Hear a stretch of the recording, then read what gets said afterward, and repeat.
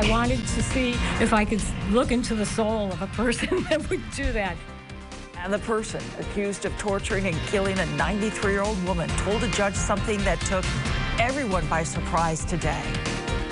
From WSYR-TV Syracuse, the local station, you're watching News Channel 9 at 6 o'clock.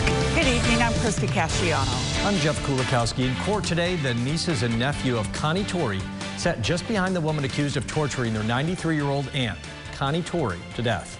The judge did not allow cameras to record the proceedings when Victoria Affett told the judge she wanted to plead guilty. Her attorney clarified it's because Affett wants to be moved to a jail that will let her out of her cell more often.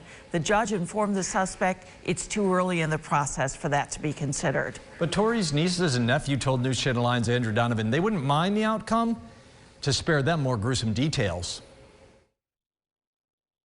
After a life of worldwide travel to sometimes dangerous cities, Connie Torrey's family can't get over that she was murdered at home. It was within a couple miles of where she grew up, is where she passed away. And that's hard.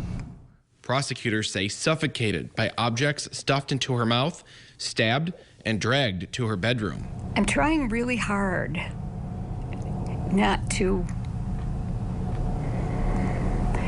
think that the last thing she saw before she departed this life was the anger or the angry face of the person that allegedly committed the murder.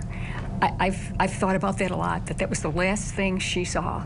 I tried to make eye contact. I wanted to see if I could look into the soul of a person that would do that. This family doesn't want the attention, but hopes to help fix the factors that contributed to their aunt's violent death. This person should have never been walking the street, let alone in an apartment building with no security, allowed to roam the halls and terrorize other tenants. And quite frankly, a city that didn't do anything against this landlord until someone was murdered. We want her to be remembered not by how she died, but by the way that she lived. She touched so many people. It's amazing. The cards and letters that we're getting and the phone calls from people that don't know us but knew her but made an effort to reach out is really comforting. They're burdened by the way she died, but find peace knowing until that moment she lived life as she wanted. In Syracuse, Andrew Donovan, News Channel 9.